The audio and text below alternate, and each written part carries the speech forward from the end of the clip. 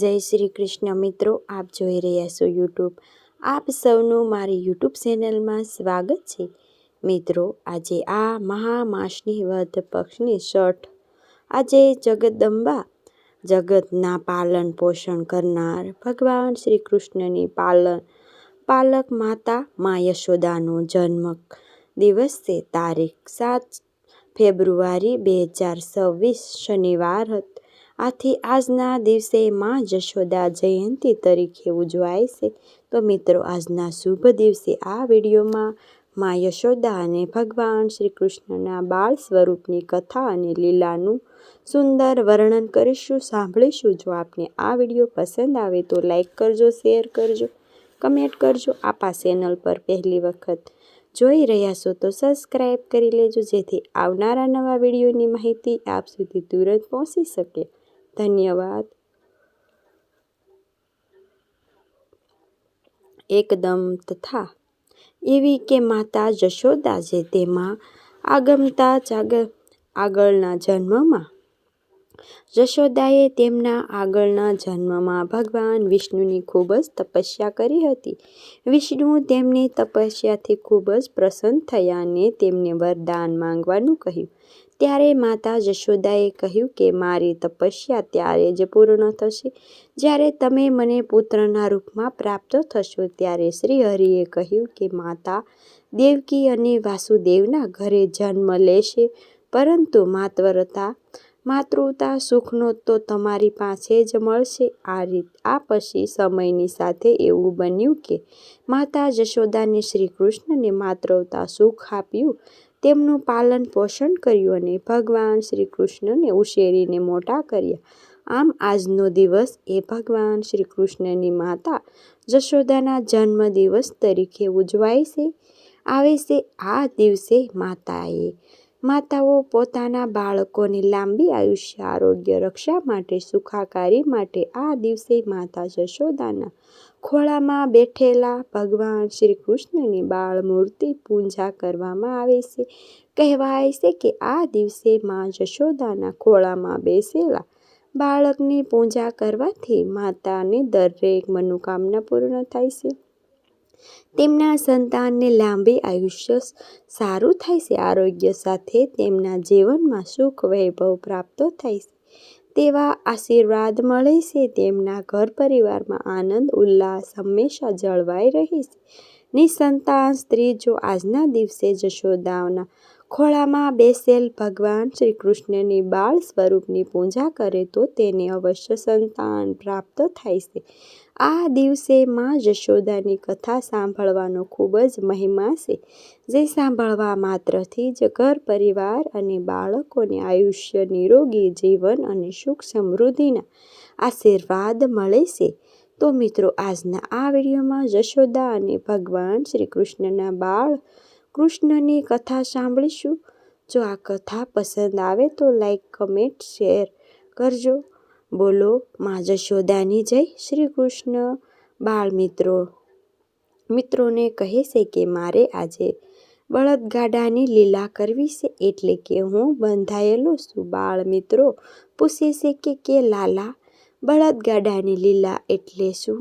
કનૈયો સમજાવે છે કે બળદગાડાની લીલામાં હું બળદ થઈશ અને ખાંડણિયું થશે ગાડું. હું ખાંડણિયાને બળદગાડાની જેમ ખેંચીશ. દામોદર શ્રી કૃષ્ણને વિચાર કર્યો કે હું બંધનમાં આવીશ, પણ અનેક જીવોને બંધનમાંથી મુક્ત કરીશ. શ્રી કૃષ્ણ ખાંડણિયાને ખેંચતા ઘરની બહાર રહેલા યમુલાજીના 2 ઝાડ પાસે આવ્યા અને તે 2 ઝાડ વચ્ચે થઈને નીકળ્યા. તે વખતે ખાંડણિયાને આડો પાડી 2 ઝાડ વચ્ચે ફસાઈ ગયો. શ્રી કૃષ્ણએ પેટ પર બાંધેલા દોરડાથી તેને ખેંચ્યો, એટલે કે 2 વૃક્ષ પડી ગયા અને તેમાંથી 2 તેજસ્વી પુરુષ વૃક્ષો બહાર આવ્યા. આ 2 વૃક્ષો અગાઉના જન્મમાં કુબેરના 2 પુત્રો નળ કુબેર અને મણિગ્રીવ નામના યક્ષો હતા. નારદજીના આ શ્રાપથી તેઓને વૃક્ષ તરીકે અવતાર થયેલો પરિચિત પક્ષ કર્યો. તે નારદજીએ તેઓને શા માટે શ્રાપ આપેલો તેની કથા વિસ્તારપૂર્વક કહું છું. સુખદેવજી વર્ણન કરે છે કે નારદજીએ ક્રોધ કરીને નહીં પણ કૃપા કરીને શ્રાપ આપ્યો હતો. કુબેર ભંડારી આ બે પુત્રોને પાપની બૃહસ્પતિ મળી એટલે કે ભૂલ્યા છે. પછીનો પાડ્યા વગર બાપનું ધન પુત્રોને મળે તો તે માટે ભોગે ઉડાવ થાય, બુદ્ધિને બગાડે છે. સંપત્તિ અને સમિતિ સાથે રહી શકતા નથી. સંપત્તિના અતિરેકમાં સ્વર્ધન રહેતું નથી અને અતિ સંપત્તિથી અનેક દોષો આવે છે. આ બાણ ભટ્ટે કાદરબરીના લક્ષ્મીથી કેટલાક દોષો આવે છે તેનું ખૂબ જ સારું વર્ણન કર્યું છે. નળકુબેરે અને મણિગ્રીવને પણ બાપની સંપત્તિના અતિરેકમાં ભાન ભૂલ્યા અને ખૂબ જ મદિરા પાન કરીને ગંગા કિનારે આવ્યા અને ગંગાના પવિત્ર જળમાં નગ્ન થઈને યુવાન સ્ત્રીઓ સાથે જળ વિહાર કરવા લાગ્યા. તીર્થમાં વિલાસી જાય છે તો તે તીર્થની મર્યાદાનો ભંગ કરે છે. મહાપ્રભુએ દુઃખીથી કહ્યું કે તીર્થમાં વિલાસી લોકો આવવા લાગ્યા છે એટલે કે તીર્થમાંથી દેવો પ્રલય થઈ ગયા છે. દેવર્ષિ નારદ ત્યાંથી તે વખતે પસાર થતા હતા. તેમને આ દ્રશ્ય જોયું. તેમને આ ઠીક લાગ્યું નહીં. નારદજીએ જોયા પછી નળકુબેર અને મણિગ્રીવે કપડાં પહેર્યા નહીં અને જળ વિહાર ચાલુ રાખ્યો. નારદજીને આ અતિ દુઃખ થયું. તે વિચાર્યું કે કેવું સુંદર શરીર મળ્યું છે, છતાં તેનો કેવો દુરુપયોગ કરી રહ્યા છે. માનવ શરીરનો ભોગ માટે નહીં પણ ભગવાન માટે, ભગવાનની સેવા કરવા માટે મળ્યું છે. શરીર ભગવાનનું છે. આ શરીર અંતે સુગતિ થાય છે. પશુ પક્ષી ખાઈ જાય છે અથવા રાખોમાં ઢગલો થાય છે. આનો કોઈ વિચાર કરતું જ નથી. લક્ષ્મીના મદદમાં નાશવંત શરીરને લોકો અજર અમર માને છે અને બીજા પ્રાણીઓને દોહ કરે છે. આ અનિત્ય એવા શરીરની નિત્ય એવા પરમેશ્વરને પ્રાપ્ત કરી શકાય છે. આ શરીર પરમાત્મા કાર્ય માટે પ્રભુની કૃપા કરી આપ્યું છે. પણ મદદમાં અંધાયેલા કોઈ ભાન નારદજીને દુઃખ થયું અને દયા પણ આવી કે આ લોકને સન્માર્ગે વાળ્યું અને આશીર્વાદ જેવો શ્રાપ આપ્યો કે તમે ઝાડ થશો. આ બંને યક્ષો મદદથી આંધળા સ્ત્રી લપટ અને અર્જિનેન્દ્રા બન્યા. જે માટે તેઓ સંસારપૂર્ણ પાપમાઓને યોગ્ય માટે તેઓ ભોગીઓને ઝાડ તરીકે જન્મ મળે એવો શ્રાપ આપ્યો. શ્રાપ સાંભળતા જ નળકુબેર અને મણિગ્રીવને પશ્ચાતાપ થયો અને નારદજીને શરણે આવ્યા. નારદજીએ કૃપા કરીને તેમનો ગોકુળમાં નંદબાબાને ઘરમાં આંગણામાં ઝાડનો અવતાર થશે અને કૃષ્ણના ચરણોના સ્પર્શ થતાં જ મુક્તિ થશે એવા આશીર્વાદ પણ આપ્યા. ઉદ્ધર જેવા મહાપુરુષ પણ વૃંદાવનમાં ઝાડ લતાનો અવતાર માંગે છે એટલે કે નારદજીનો આ શ્રાપ નથી તેને આશીર્વાદ જ ગણાય. તે નળકુબેર અને મણિગ્રીવ નંદબાબાના આંગણામાં ઝાડ થયેલા ને શ્રીકૃષ્ણ ખાંડની ખેંચતા આવ્યા ત્યારે તેના ચરણોના સ્પર્શ થતાં જ જે ઝાડ બે પુરુષો બહાર આવ્યા. શ્રીકૃષ્ણએ નળકુબેર અને મણિગ્રીવનો ઉદ્ધાર કર્યો. ઝાડ પડાવનો અવાજ સાંભળી ગોપીઓ દોડી આવી. એમને આશ્ચર્ય થયું કે વર્ષો જૂના આ ઝાડ મૂળમાંથી કેવી રીતે ઉખડી ગયા. સારું થયું કે કનૈયાને કશું થયું નથી. નારાયણની કૃપા થઈ છે. કડાવો સાંભળીને નંદબાબા તો દોડતા આવ્યા અને જોયું તો કનૈયાને ખાંડણી સાથે બાંધેલો જોઈ નંદબાબાની તો આંખો ભીની થઈ ગઈ અને બાંધાઓ રાખ્યા પછી દીકરો થયો પણ એની માને તો જરાય કદર નથી. તેમણે કનૈયાને છોડ્યો અને કનૈયાને કહે છે કે બેટા, તારી માએ તને બાંધ્યો હતો અને મેં તો તને છોડ્યો છે. બોલ હવે હું કોનો દીકરો? કનૈયો કહે, આજ સુધી હું માનો હતો, પણ આજથી હું તમારો દીકરો. પહેલા રોજ જ્યારે નંદબાબા કનૈયાને પૂછે કે લાલા તું કોનો દીકરો છે, ત્યારે કનૈયો કહે કે હું માનો દીકરો છું. પણ આજે જ્યારે લાલાએ કહ્યું કે હું તમારો દીકરો છું, એટલે કે નંદબાબાને આનંદ થયો. નંદબાબાની ઈચ્છા હતી કે લાલો એકવાર કહે કે હું તમારો દીકરો છું. તે ઈચ્છા આજે પૂર્ણ થઈ ગઈ. નંદજીએ જશોદાને ઠપકો આપ્યો કે તને વિવેક નથી, લાલાને કેમ બાંધ્યો છે? યશોદા તો રડવા લાગ્યા. જે આવે છે તે મને ઠપકો આપે છે. તે મારી કયા ઈચ્છા હતી કે લાલાને હું બાંધી, પણ તેને ચોરી કરવાની ખોટી આદત પડી ગઈ છે. તે છોડાવી છે એટલે કે એને મેં પ્રેમથી બાંધ્યો હતો. હું તેની માં છું. માં બાળકને ન સુધારે તો એને કોણ સુધારે? જશોદા લાલાને બોલાવે છે કે બેટા અહીં આવ. હવે કનૈયા જવાબ આપે કે હું નહીં આવું તો નંદબાબાનો દીકરો છું. જશોદા લાલાને બોલાવે છે, પણ લાલો તેમની જોડે જતો નથી. જશોદા વિચારે છે કે ગોપીઓ રડતી હતી, બાળકો રડતા હતા અને લાલાને બાંધવાની ના પાડતા હતા, પણ નિષ્ઠુર થઈને મેં લાલાને બાંધ્યો. તે યોગ્ય થયું નથી. મારો લાલો મારાથી રિસાયો છે. મારો લાલો મારા ગોદમાં ક્યારે આવશે? માં જશોદા રડે છે. લાલાએ જોયું કે ભક્ત રડે છે. પરમાત્માની સહન થયું નહીં. કોઈ પણ જીવ પરમાત્મા માટે જ્યારે રડે છે ત્યારે પરમાત્માને દયા આવે છે. શ્રી કૃષ્ણને પ્રેમ કરે છે તેવો પ્રેમ આ દુનિયામાં બીજો કોઈ શ્રી કૃષ્ણને પ્રેમ કરે છે તેવો પ્રેમ બીજો કોઈ કરી શકતો નથી. શ્રી કૃષ્ણ માટે એકાંતમાં જે રડે છે તેને શ્રી કૃષ્ણ આવીને મળે છે. હસનારને કનૈયો મળે છે. નથી પ્રભુનો આ સ્વભાવ છે જે કે જીવ તેમને માટે રડે છે તે મને મોટો દોરડા આવે છે. યશોદાને રડે છે કે લાલોએ આ જોયું અને એમનાથી એ સહન થયું નહીં, એટલે કે દોડતા ગયા છે. લાલાજી માની ગોદમાં બેઠા છે અને પીતાંબર માના આંસુ લૂછે છે. માએ પણ પ્યાર કર્યો. જશોદામાં વિચારે છે કે મારો લાલો કેવો ડાયો છે. મારી આંખોમાં આંસુ આવે તે એનાથી સહન નથી થતું, તો મને બહુ પ્યાર કરે છે. પણ મારી બુદ્ધિ બગડી એટલે કે મેં તને બાંધ્યો.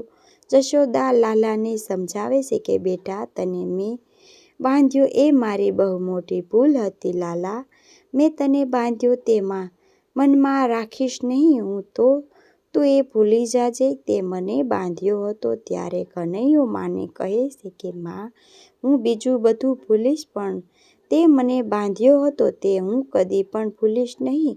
માં તારા આશીર્વાદથી થોડા સમય પછી હું દ્વારકાનો રાજા થઈશ, 1600 રાણીના પતિ થઈશ. પણ માં હું એક બરાબર યાદ રાખીશ કે માં જશોદાએ મને બાંધ્યો છે. માં હું તને છોડીને જઈશ, પણ તારો પ્રેમ ભૂલવાનો નથી. તારું પ્રેમ બંધન હું કદી પણ ભૂલીશ નહીં.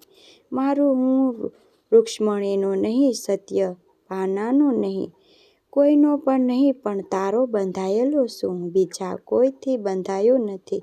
બીજા કોઈને મને બાંધ્યો નથી, પણ પ્રેમરૂપી દોરીથી તે મને બાંધ્યો છે. તારા પ્રેમ બંધનને હું રોજ યાદ કરીશ. લાલજીએ ગોકુળની આ મુખ્ય લીલા છે. આ લીલાને દામોદર લીલા કહેવાય છે.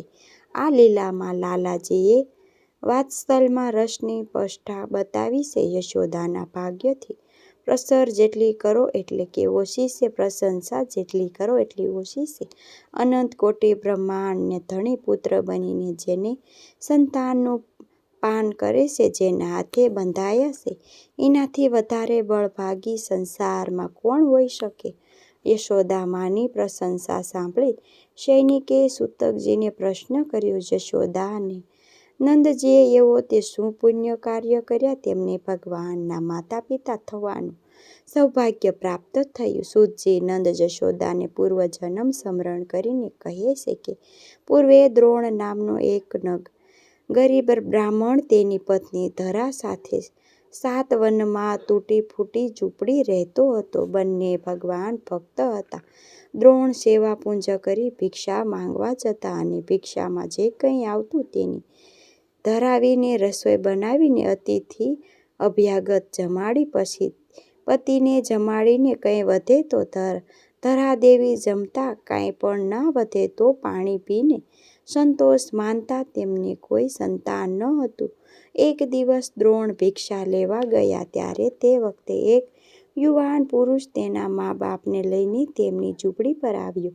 યુવકે કહ્યું કે મારા વૃદ્ધ માતા પિતા ભૂખ્યા છે, તેમને માટે કંઈક ખાવાનું મળી જશે તો. ઘરમાં કંઈ હતું નહીં એટલે કે ધરા દેવીએ એ યુવકને કહ્યું કે મારા પતિ ભિક્ષા લેવા ગયા છે, તમે વિશ્રામ કરો, આવશે એટલે કે હું તમને જમાડીશ.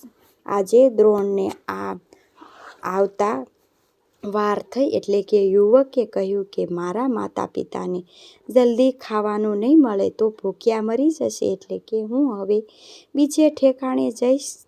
ધરાએ દેવીએ પતિ પરેશ પાસેથી સાંભળ્યું હતું કે અતિથિ એ ઈશ્વરનું રૂપ છે, તેમનો અનાદર ક્યારેય ન કરવો. જેના દ્વારાથી અતિથિ નિરાશ થઈને જાય છે તેનું પુણ્યનો ક્ષય થાય છે. એટલે કે ધરા દેવીએ તે યુવકને કહ્યું કે હું પાસેના ગામમાં જઈશ, સીધું સામગ્રી લઈ આવું છું, તમે જરા થોભી જાઓ. રામદેવ ધરા દેવીએ પાસેથી ગામના એક વણિકની દુકાને આવ્યા અને બધી સીધું સામગ્રી બંધાવી.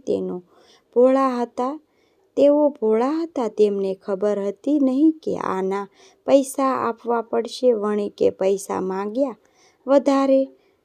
ધરાદેવી કહે કે મારી પાસે પૈસા નથી તો નથી. ધરાદેવી સ્વરૂપવાન હતા. વણિકે તેમના રૂપમાં મોહા તેને ધરાદેવીને કહ્યું કે તો તમારી પાસે જે છે તે આપો. ધરાદેવી કાંઈ સમજ્યા નહીં એટલે કે વણિકે તેમના સતત તરફ હાથ બતાવ્યો. ધરાદેવી સમજી ગયા કે આ મારા સંતત માંગે છે. તેમણે પોતાના બંને સતતોને કાપીને વણિકને આપી દીધા અને સીધું સામગ્રી લઈ ઘરે આવ્યા. તે યુવકને તો વિષ્ણુ ભગવાન હતા અને સાથે શિવ પાર્વતી હતા. તેઓ પ્રસન્ન થયા. ભગવાને કહ્યું કે અમારા માટે તમે તમારા સતોનું દાન કર્યું છે, તેથી તે આવતા જન્મમાં સંતનપાન કરવા હું તમારે ત્યાં પુત્ર થઈને આવીશ. બીજા જન્મમાં ધરાદેવી તથા જે યશોદા અને દ્રોણ તથા જે નંદજી યશોદા પુણ્યશાળી છે, બળભાગી છે, તે પરમાત્માને સંતનપાન કરાવે છે અને તેમને બાંધી પણ શકે છે. જ્ઞાનીઓ બ્રહ્માંડ ચિંતન કરતા બ્રહ્માંડ થઈ શકે છે, ઈશ્વરનો સાક્ષાત્કાર કરે છે, પણ ઈશ્વરને બાંધીને શક્તિ તેનાથી માત્ર પ્રેમ લક્ષણ. આ ભક્તિ જ ભગવાનને બાંધી શકે છે. જીવ માત્ર પર પરમાત્માને પ્રેમનો વરસાદ વરસાવી શકે છે. પૈસા આપે, પ્રતિષ્ઠા આપે તો પરમાત્માને આશા છે કે આ અધર્મ જીવન કોઈ દિવસ સુધરશે નહીં. પણ એવો દુષ્ટ કે તેને પ્રભુની સાથે પ્રેમ કરતો નથી, પ્રભુમાં પ્રેમ જગાડતો નથી. માટે પ્રભુના ઉપકારોને વારંવાર સ્મરણ કરવું જોઈએ. આપણે પરમાત્માની ઋણી છીએ. પ્રાપ્ત સ્થિતિએ સંતોષ માનવી. પ્રભુએ પ્રેમ જાગે તો પ્રભુ પ્રેમ સિવાય બીજું કંઈ માંગતા નથી. મહાત્મનો કહે છે કે પ્રભુ સાથે પ્રેમ કરવો હોય તો બે વસ્તુનું ધ્યાન રાખો. એક તો પ્રભુ પાસે કોઈ માંગશો નહીં અને બીજું તેના ઉપકારોને ભૂલશો નહીં. મનુષ્યનો પ્રેમ પૈસા, ઘરમાં, ધંધામાં, કપડામાં વગેરે જગ્યાએ વિખરાયેલો છે અને એ પરમાત્માને પ્રેમ કરવાનું યાદ આવવા નથી દેતો. પરમાત્માને પ્રેમ કરતો નથી એટલે કે ઈશ્વર પ્રસન્ન થતા નથી. અત્યારનો મનુષ્ય જગતના જળ પ્રદેશો સાથે પ્રેમ કરે છે અને જગતના જળ પદાર્થો સાથે પ્રેમ કરવાથી મનુષ્ય બુદ્ધિ પણ જળ થઈ જાય છે. બુદ્ધિ જળ થવાથી સમજતું નથી કે પ્રેમ કરવા લાયક એક પરમાત્મા છે. મિત્રો, મને સાંભળવા માટે ધન્યવાદ. આપ સૌને મારા જય શ્રી કૃષ્ણ.